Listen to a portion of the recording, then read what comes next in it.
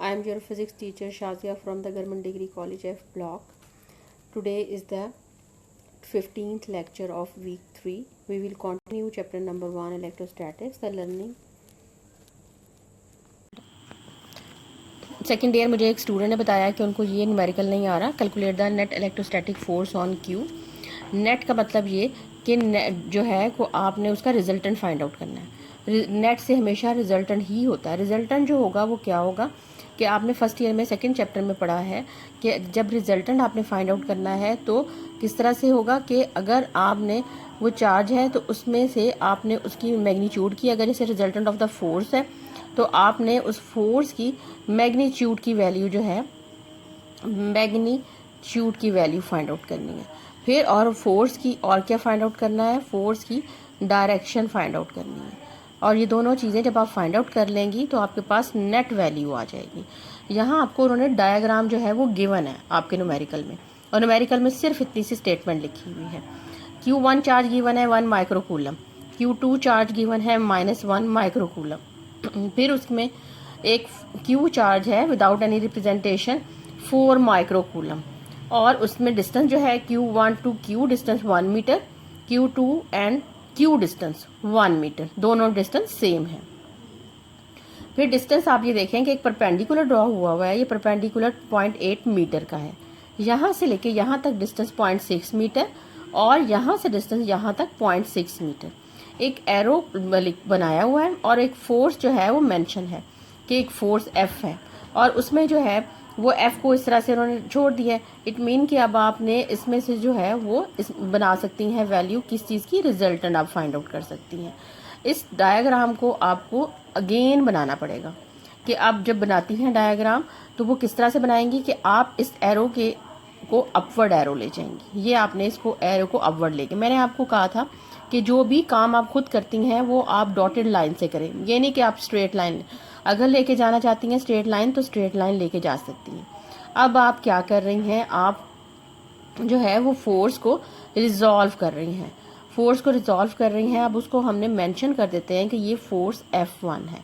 अब आपने जब फोर्स F1 को रिजॉल्व किया, resolve the F1 force into its rectangular component. अब आपने इसके रेक्टेंगुलर कंपोनेंट, आपके पास ये दो कंपोनेंट्स आ गए।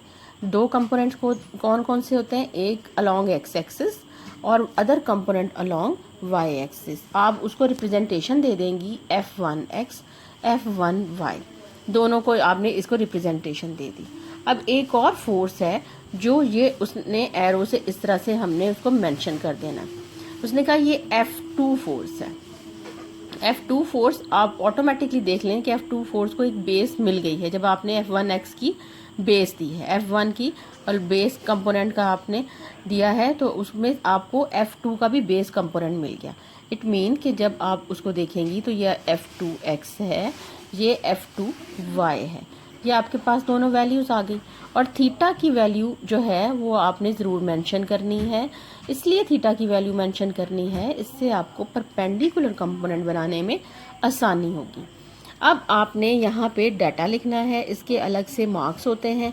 जो भी आपको गिवन होता है हम डाटा में वो भी लिखते हैं। 1 माइक्रोकूलम, 1 माइक्रोकूलम को आप स्प्लिट कर दें 10⁻⁻6 कूलम। Q2 को आप स्प्लिट कर दें और उसको भी Q2 चार्ज को लिखा -1 माइक्रोकूलम कूलम। ये आपने कर दिया। Q चार्ज, ये आपको हर चीज़ गिवन है और आपको माइक्रोकूलम, इसको स्प्लिट कर दिया 4 × 10⁻⁻6 कूलम, ये लिख दिया। अब इस फिगर में से आपने देखना है कि हम क्या करेंगे कि दोनों चीज़ें हमारे पास हैं, परपेंडिकुलर भी है और बेस भी है। मैं इसकी बात कर रही हूँ, इसकी और इसकी, दोनों की वैल्यू सेम है। 0.6 इधर, 0.8 इधर, 0.6 इधर, 0.8 इधर। तो आप क्या करेंगी, tangent theta which is equal to 0.8 divided by 0.6 which is equal to 4/3, यानी कि आपके इसमें से कैंसिल आउट हो जाएगा, पॉइंट से कैंसिल हो जाएगा। 8 और 6 को आप करेंगी तो then theta is equal to, theta आप करेंगी टेंजेंट इनवर्स 4/3, आपके पास वैल्यू आ गई। जब 4/3 की वैल्यू देखेंगी इट मीन्स कि आपके पास 53 डिग्री आ गया। ये 53 डिग्री आपके पास एक एंगल आ गया। अब आपने फोर्स फाइंड आउट करनी है। फोर्स आपने कैपिटल एफ फाइंड आउट करना है, मगर ये कैपिटल एफ उस वक्त फाइंड आउट होगा जब आप जो है F1 फोर्स और F2 फोर्स फाइंड आउट करेंगे। अब फोर्स का फॉर्मूला है कूलम्स फोर्स। ये आपके पास F1 फोर्स आ गई, k Q1 divided by r square, ये वैल्यू आ गई। के की वैल्यू मैंने आपको याद करवाई थी,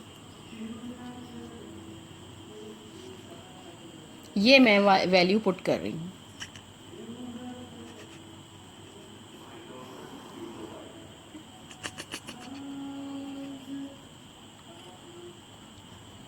ये देखें, ये वैल्यू आपके पास आ गई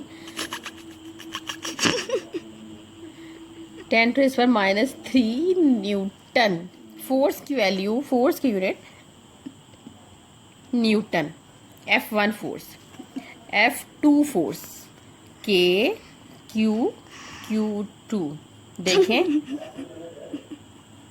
ये देखें, हम इस पॉइंट पे थे। F2 is equal to force is equal to k Q2 over r square. ये फोर्स की वैल्यू आपके पास थी। इस फोर्स की वैल्यू में जो है वो आप सारी वैल्यू पुट करेंगी, जैसे मैंने ये वैल्यू पुट किया, और इसकी एक रिजल्टेंट वैल्यू फाइंड आउट कर लेंगे कि इसकी क्या रिजल्टेंट वैल्यू है। तो अगर आप इसकी रिजल्टेंट वैल्यू लें तो इसकी रिजल्टेंट वैल्यू जो है वो 36 मल्टीप्लाई 10⁻³ न्यूटन ही आएगी। अब आप देखें कि F1 का मैं रिजल्टेंट फाइंड आउट कर रही हूँ, नेट फोर्स फाइंड आउट कर रही हूँ F1 की। जब आप F1 की रिजल्टेंट फाइंड आउट करती हैं तो उसको आपने उसके along X axis Y axis component लिखने हैं, और unit vector along X axis और वाई एक्सिस लिख दिया।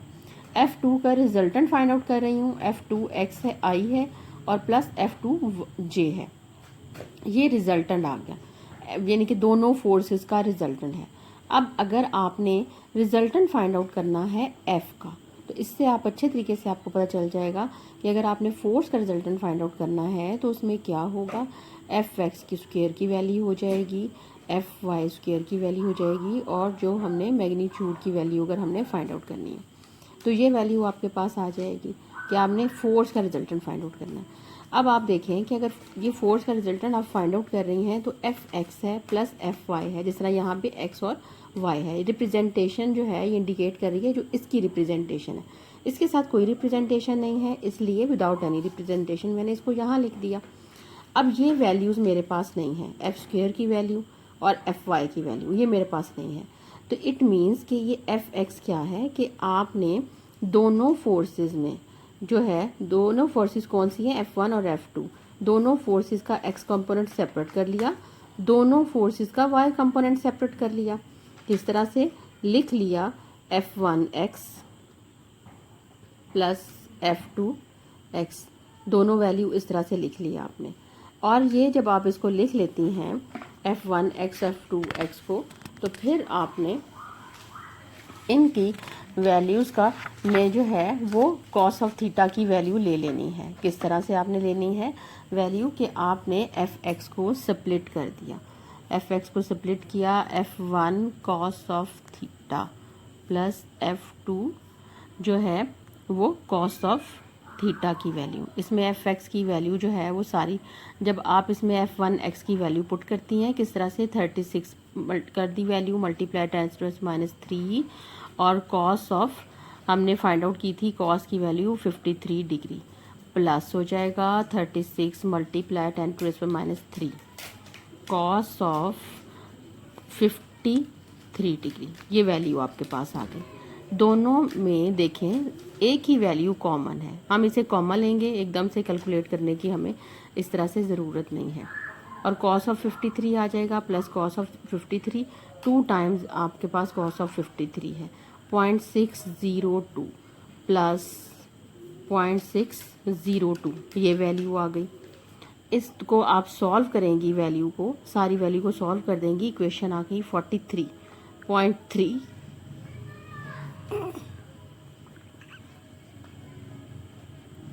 सेम इसी तरह Fy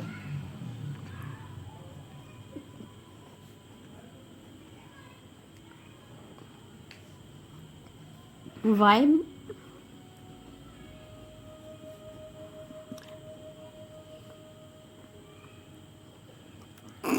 ये आपने एफ वाई की वैल्यू है F1y F2y, ये इसमें ये देखें y मीन साइन थीटा, मैंने इसको स्प्लिट कर लिया। F1 F2 वैल्यू सेम इसी तरह से पुट करेंगी, 10⁻³ साइन थीटा प्लस जो है 36 मल्टीप्लाई 10⁻³ और साइन थीटा, साइन ऑफ 53 भी आप लिख सकती हैं, फ़ौरन लिख दें, या ये इस तरह से ये आपके पास वैल्यू आ गई। Sine theta plus sine theta 2 sign theta, ये वैल्यू आ गई 36 मल्टीप्लाई 10⁻³ और इसकी वैल्यू आपने पुट कर देनी है कि जो इसकी वैल्यू आती है, और फिर आपने इसकी कैलकुलेट कर देनी है सारी की सारी वैल्यू। जब आप इसकी वैल्यू फाइंड आउट करती हैं साइन माइनस, तो जो वैल्यू आएगी आपके पास, वो वैल्यू जो होगी वो आपकी माइनस में होगी, यानी आपका साइन ऑफ 53 डिग्री है और प्लस का साइन ही इसके साथ आएगा। जब आप इसको यहाँ पे लेती हैं तो यहाँ आपके पास इसका माइनस साइन है। इट मीन कि आपके पास जो रिजल्टेंट हो जाएगा वो ज़ीरो हो जाएगा, और यहाँ पे Fy की वैल्यू इक्वल टू ज़ीरो हो गई, और ये Fy की वैल्यू ज़ीरो हो गई। और मैंने आपसे कहा था कि आपने इसकी रिजल्टेंट वैल्यू फाइंड आउट करनी है। रिजल्टेंट आप वैल्यू इसकी कैसे फाइंड आउट करेंगी कि आप Fx की value square plus F2y square और ये वैल्यू इसकी फाइंड आउट करेंगी, और एक वैल्यू आपके पास ये ज़ीरो हो गई, ये रिजल्टेंट फाइंड आउट हो गया। इसका मैंने अंडर रूट ले लिया, f की वैल्यू आ गई। ये आपके पास सिर्फ एक वैल्यू है 43.3, और ये वैल्यू आई है आपके पास 43 की वैल्यू आई है, मल्टीप्लाई 10⁻³ इसका स्क्वायर प्लस ज़ीरो, ये वैल्यू हो गई। अब ये आपके पास जो है वो f की वैल्यू है, यानी आपके पास जो वैल्यू आ जाएगी f की स्क्वायर लेंगी और फिर अंडर रूट लेंगी, ये वैल्यू आपके पास आ गई 0.043 और न्यूटन की वैल्यू। जब आप फोर्स ले रही हैं तो forces are the opposite in direction, direction इनकी दोनों की ऑपोजिट डायरेक्शन है। आपने टेंजेंट थीटा, मैंने आपसे कहा था आप दोनों चीज़ें लेंगी, मैग्नीट्यूड फाइंड आउट करेंगी, डायरेक्शन फाइंड आउट करेंगी। It mean Fy divided by Fx is equal to 0.043 equal to 0। Net resultant force जो होगी आपके पास किस तरह से, ये इसकी वैल्यू आ गई। रिजल्टेंट फोर्स जो होगी makes an angle theta equal to 0 with x axis, और फिर ये आपके पास इस तरह से वैल्यू आ गई। अगर आप इसे, हाँ जी स्टूडेंट्स, ये देखें कि टेंजेंट थीटा की वैल्यू आ गई आपके पास Fy डिवाइडेड बाई Fx। जैसे मैंने आपको फर्स्ट ईयर में सेकंड चैप्टर करवाया था कि आपने रिजल्टेंट फोर्स की वैल्यू फाइंड आउट की थी, तो फोर्स की वैल्यू आ गई, टेंजेंट थीटा की वैल्यू आ गई, इक्वल टू 0 हो गया। F1y and F2y equal in magnitude, जो मैंने नेगेटिव साइन लगाया था, आपके पास जब भी फोर्स की वैल्यू है तो उसका रिजल्टेंट आपके पास है तो वो पॉजिटिव साइन में होगा, मगर अगर फोर्सेस ही ऑपोजिट डायरेक्शन में हैं तो तब आप बाद में उसका नेगेटिव साइन लगाएंगी, तो in magnitude but opposite in direction. तो इसलिए जब जो है वो F जो होगी आपके पास F1y जो थी, F1y की जगह साइन थीटा, और जो है प्लस लिखेंगे F2। मैं दोबारा से आपको ये चीज़ जो है वो समझा रही हूँ कि आपने फिर F1 sine theta negative sine, F2 sine theta, ये आपका डायरेक्शन को इंडिकेट कर रहा है। ये अपने माइंड में आपने इसको रखना है। Thank you so much. और आपका जो है आपने अच्छे तरीके से इस न्यूमेरिकल को देखना है और जो है वो समझना है कि किस तरह से इसकी डेरिवेशन होगी। अल्लाह हाफिज़।